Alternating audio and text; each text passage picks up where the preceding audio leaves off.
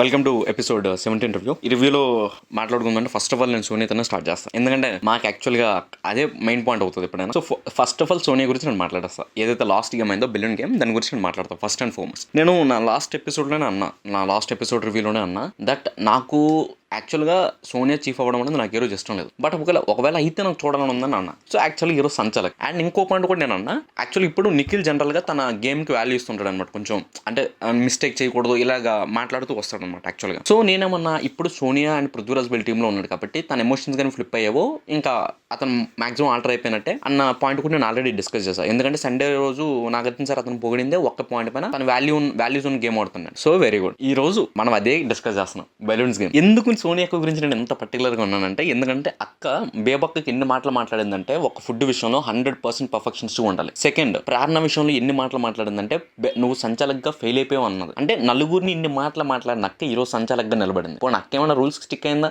చూద్దాం, ఇప్పుడు అదే చూద్దాం. సో గేమ్ స్టార్ట్ అయింది. గేమ్ రూల్స్ ఏంటి? ఇద్దరు ఒక బాక్స్ లో ఉంటారు, బట్ రూల్స్ లో ఎప్పుడు బాక్స్ బయటికి వెళ్ళి బాక్స్ లోపల ఉండి అనేది లేదు. ఓకే, ఫస్ట్ ఆఫ్ ఆల్ ఆ క్లారిటీ పెట్టుకుందాం. నేనేమంటానంటే యాక్చువల్గా ఇప్పుడు వాళ్ళ బాడీ పైన ఏవైతే బెలూన్స్ ఉంటాయో అవి కౌంట్ అవుతాయి. ఫస్ట్ అండ్ ఫార్మోస్ట్ అవి కౌంట్ అయితే సబ్ క్లాస్ లో ఏదైతే ఉందో బయట ఉన్న బెలూన్స్ కూడా క్లోజ్ అవుతాయి. అవి కూడా బయట బాడీ పై నుంచి కిందకు వచ్చిన బెలూన్స్ కూడా పగలగొట్టాలన్న రూల్ ఉంది కదా యాక్చువల్గా. ఇప్పుడు నేను అదే గేమ్ అంటున్నా. సో యాక్చువల్ పాయింట్ లో ఒక బెలూన్ అయితే అబ్బాయి నవ్వుని బాడీ పైన లెగ్ దగ్గర, నీ దగ్గర చివరి వరకు నిలబడింది. దాన్ని అసలు పట్టించుకోలే. మెయిన్ రూల్ అది. కింద ప్రొవిజన్స్ వచ్చినా సరే మెయిన్ రూల్ ప్రకారం అది ఫస్ట్ పాయింట్. రెండు పాయింట్, అక్క ఏమంటుంది, మీరు బాక్స్ బయటకు వెళ్తే నేను డిస్క్వాలిఫై చేస్తాను అన్నది. బట్ అక్క ఒక్క బెలూన్ కూడా లోపలికి వేయట్లేదు. అక్క జస్ట్ ఎంజాయ్ చేస్తుంది అంతే. జస్ట్ బెలూన్స్ ఏంటంటే, మనము ఏమంటారు, స్కూల్స్లో కానీ ఎప్పుడైనా స్వచ్ఛ భారత్ జరుగుతున్నప్పుడు కానీ, లేకపోతే శ్రమదాన్ జరుగుతున్నప్పుడు కానీ మనం ఏదో ఆశామాజంగా చేస్తుంటాం పనులు. అంత సిన్సియర్గా చేయమన్నమాట. ఏదో చీపురు పట్టుకున్నామా అటు ఇటు తుడిచామా అన్నది చేస్తాం. అక్క కూడా బెలూన్స్ కూడా అలాగే చేస్తుంది అనమాట. ఏదో అసలు ఫుల్ ఫ్లెడ్జ్డ్ ఎఫర్ట్స్ పెట్టలేదు. అండ్ ఇంకోటి ఏంటి, బయటకు వచ్చి ఆడితే డిస్క్వాలిఫై. అసలు ఫస్ట్ బయటకు వచ్చిందే ఇతను ఎవరో నిఖిల్ బయటకు వచ్చాడు. అది తీసుకోలే అక్క. అండ్ ఇంకొక పాయింట్ ఏంటంటే, ప్రతి దీంట్లో పృథ్వీరాజ్ ఎందుకు ఓవర్ యాక్షన్ చేస్తానో నాకు అర్థం కావట్లేదు. బెలూన్స్ అతను పగల కొడతానో నాకు అర్థం కావట్లేదు. చెప్తాను కదా, అన్నకు బాడీ ఉంది, ఆ బుర్రలేదు. అసలు బాడీ అని తప్ప బుర్రలేదు. అది ఎందుకంటే మళ్ళీ ఇంకో ఫస్ట్ గేమ్ ఉంది కదా ఫోటో, అక్కడ కూడా మాట్లాడుతుంది దాని గురించి. ఇవి రూల్స్. అక్క ఒక్క రూల్ ఫాలో అవ్వాలి. రెండు, ఇప్పుడు నిఖిల్ది ఏదైతే స్టిక్ ఉందో అది 2 times పగిలిపోయింది. బట్ ఫ్యాక్ట్ ఏంటంటే, ఒక్కసారి కూడా ఇప్పుడు అతను స్టిక్ అయిపోయింది, అతను ఫోర్స్ కొట్టాడు, స్టిక్ అయిపోయింది. దానికి పక్కవట్ టీం గేమ్ ఎందుకు ఆపాలి? అంటే ఇప్పుడు వీడు గట్టి కొట్టవచ్చు, అది స్టిక్ అయిపోయింది, అప్పుడు గేమ్ వీళ్ళు ఆపాలా, అబ్బాయి నవీన్ వాళ్ళ టీం వాళ్ళు ఆపాలా? వాళ్ళు ఎందుకు ఆపుతారు? ఇతను ఫోర్స్ కొట్టాడు కాబట్టి తిరిగిపోయింది. సో అక్కడ గేమ్ పాజ్ చేయాలంటుంది. ఎందుకు పాజ్ చేయాలి? వీడు హార్డ్గా కొడితే అక్కడ స్టిక్ విరిగిపోయింది, దానికి అక్క ఎందుకు గేమ్ పాజ్ చేస్తారు? వీడెందుకు గేమ్ పాజ్ చేయాలి? అబ్బాయి నవీన్ వాళ్ళ గేమ్ వాళ్ళు ఆడుకుంటారు. రెండు, ఇంకో పాయింట్ కూడా అన్నారు, ఈ ఫర్ సపోజ్ అబ్బాయి నవీన్ స్టిక్ ఆడిపోయినప్పుడు నిఖిల్ ఏం ఆగలేదు, అక్కడ కూడా అతను బీట్ చేసిన బెలూన్స్ ని అది కన్సిడర్ చేయలేదు. తర్వాత వచ్చేసరికి ఇంకోటి ఏంటంటే, విష్ణుప్రియ వచ్చి స్టిక్ అందించింది. విష్ణుప్రియ ఎందుకు అందించాలి? తొందరగా ఈమె అందించాలి కదా, ఈమె సంచాలకు ఉన్నప్పుడు ఏం స్టిక్ అందించాలి, మరి అది కన్సిడర్ చేయలేదు.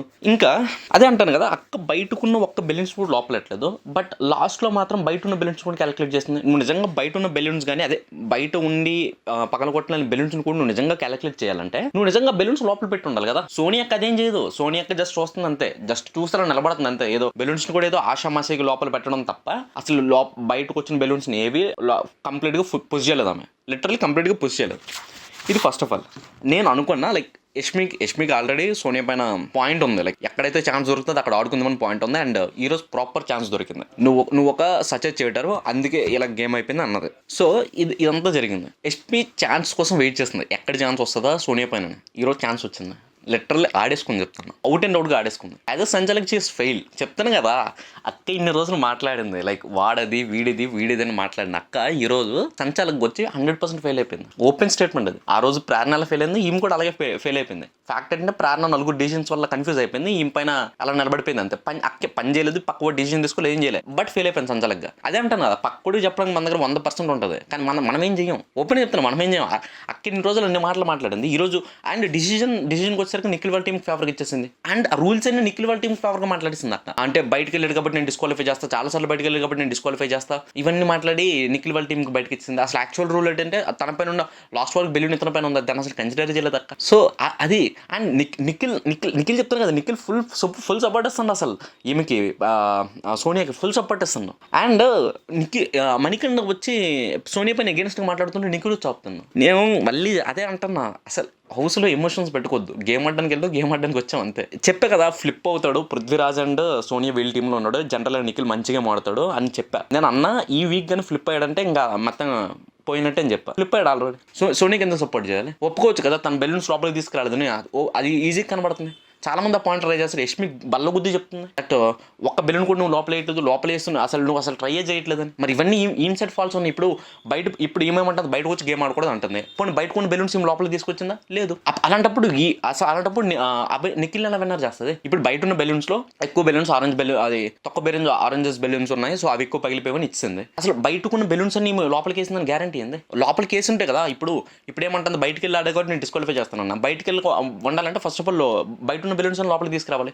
సోనీ ఒక్క బెలూన్స్ కూడా ఎక్కడో ఆశమసి కొన్ని మాత్రమే తీసుకొచ్చింది, అన్ని బెలూన్స్ లోపలికి తీసుకురాలేదు. కొన్నిసార్లు ఆరెంజ్ బెలూన్స్ ఫోర్స్ చేస్తుంది లోపలికి. సో ఇవన్నీ కన్సిడర్ చేయాలి. అక్క డైరెక్ట్గా నిఖిల్ విన్నర్ ఇస్తుంది. మరి ఇదే గేమ్ అంటారు? ఇదే 100% అక్క గేమ్. అండ్ జడ్జ్మెంట్ అంటే 100% అంటే అక్కలా ఉండాలి, మామూలుగా ఉండదు. రూల్స్ అని మనకు నచ్చినట్టుగా చేంజ్ చేసుకొని మనం విన్నర్ని డిక్లేర్ చేసుకోవాలి. అది అలా ఉండాలి లైఫ్లో. ఎప్పుడైనా మనం ఓడిపోకూడదు. రూల్స్ అని మనకు మ్యాచ్ చేసేటట్టు మొత్తం మనమే గేమ్ విన్నింగ్ చేసుకోవాలి. అదిదో సోనియా యొక్క స్ట్రాటజీ.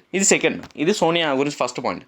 సెకండ్ పాయింట్, అక్క ఏటకాలకి దగ్గర ఈ 17 ఎపిసోడ్లు జరిగితే అక్క ఫస్ట్ టైం గేమ్ ఆడడం నేను చూసాను. అంటే విష్ణుప్రియ అక్కడ ఏదో ఇది ఉందో స్విమ్మింగ్ పూల్ గేమ్లో పడిపోయిందిలే, ఓకే అక్కడ నేను ఇచ్చేసా, ఓకే అక్క పడిపోయింది, విన్ అవ్వలేదు. ఫస్ట్ ఆఫ్ ఆల్ ఏటకాలకి అక్క ఒక గేమ్ ఆడి చివరి వరకు గేమ్ ఆడిందంటే నేను ఫస్ట్ టైం చూసా. అది ఈ రోజు అయినా ఏంటి, స్నైల్ గేమ్, నత్త అలా ఉండే చేయాలి. యాక్చువల్గా ఫ్యాక్ట్ ఏంటంటే నిఖిల్ చాలా స్ట్రాంగ్ ఆడాడు, ప్రార్థన చాలా స్ట్రాంగ్ ఆడింది. ఇద్దరు లూజ్ కంటెస్టెంట్స్ ఎవరంటే అబ్బాయి నవీన్, ఆదిత్య ఓం అండ్ ఇతను ఈమె సోనియా. ఫ్యాక్ట్ ఏంటంటే నిఖిల్ ఫాస్ట్ ఉండడం వల్ల ఈమె కవర్ అయిపోయింది, ప్రార్థన ఫాస్ట్ ఉండడం వల్ల ఇతను కవర్ అవ్వకుండా వచ్చాడు. కానీ బట్ ప్రార్థన ప్లేట్ సో వెల్, చాలా బాగుంది గేమ్ అయితే. సో ఓకే, అక్కడ నేనేం పెద్ద డిస్కస్ చేయాల్సిన అవసరం లేదు. బట్ ఓకే, నేను ఒప్పేసుకుంటాను, సోనియా విన్ అయిపోయింది, ఒక గేమ్ విన్ అయిపోయింది, నేను ఒప్పేసుకుంటాను. ఓకే, దాన్ని నాకు అసలు ఏమాత్రం డిస్కషన్ లేదు. ఇద్దరు టీమ్ గేమ్ కాబట్టి నిఖిల్ స్ట్రాంగ్ ఆడాడు, అయిపోయింది. ఆదిత్య ఓం గారు కొంచెం వీక్ అయిపోయారు. అతను అసలు బాడీని పుష్ చేయాలి, హెవీ బాడీ పుష్ చేయలేకపోతుంది అతను. బట్ ఇతను కూడా హెవీ బాడీ, బట్ అతను ఈజీగా హ్యాండిల్ చేశాడు. ఇదంతా ఓకే, విన్ అయిపోయింది, విన్నింగ్ ఇచ్చాం, అయిపోయింది, క్లోజ్ అయిపోయింది. మరి పృథ్వీరాజు కిస్ చేశాడు. అప్పుడు అక్క అనొచ్చు కదా, స్టాప్ చేయొచ్చు కదా, అరే ఎందుకు కిస్ చేసినావు, నా ఫ్యామిలీ చూస్తారు అని.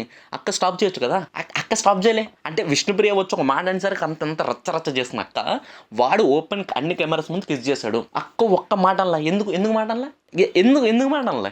ఇది హైలైట్. అసలు గేమ్ అయిపోయింది, గేమ్ అంతా అయిపోయింది. ఇప్పుడు కిస్ చేసిన తర్వాత కనీసం ఒక బిట్ నేను కట్ చేసి ఉండాలి కదా. అరే అలా కిస్ చేయడం తప్ప కదా, నా ఫ్యామిలీ చూస్తుందని. అక్క ఒక్క మాట అనలేదు. విష్ణుప్రియ వచ్చి ఒక మాట అన్నానికి నువ్వు ఇంత రచ్చ చేసిన అక్క, వాడు ఓపెన్గా కిస్ చేసిండు. అక్క ఒక్క మాట అనలే. ఫ్యామిలీ చూడరేమో, అక్క ఫ్యామిలీ సీన్ ఒకసారి కట్ చేసుకుంటారేమో, మేబీ వాళ్ళ హాట్స్టార్ డిజ్నీలో మేబీ కట్ అయిపోయి ఉంటుంది మీ సీన్. ఇది ఓకే, ఇది సెకండ్. తర్వాత వచ్చేసరికి ఏంటంటే ఫోటో ఫ్రేమ్ గేమ్. సో ఇద్దరు వచ్చారు, నబీల్ అఫ్రీది అండ్ పృథ్వీరాజ్ ఏమనుకుంటానంటే నేను చాలా స్ట్రాంగ్ కంటెంట్ అనుకుంటాను. బట్ నబీల్ అఫ్రీది కూడా చాలా స్ట్రాంగ్. యాజ్ ఎ ఫిజికల్గా నేను మాట్లాడతాను, చాలా ఫిజికల్. నేను చాలాసార్లు చెప్తాను, పృథ్వీరాజ్కి బాడీ ఉంది కాబట్టి ఫుల్ ఓవర్ యాక్షన్ చేస్తాను నేను చెప్తాను. నేను అన్నకు బాడీ ఉంది, బుర్రలేదు. అరే ఇద్దరు కొట్టుకుంటారు, దారుణం కొట్టుకుంటారు.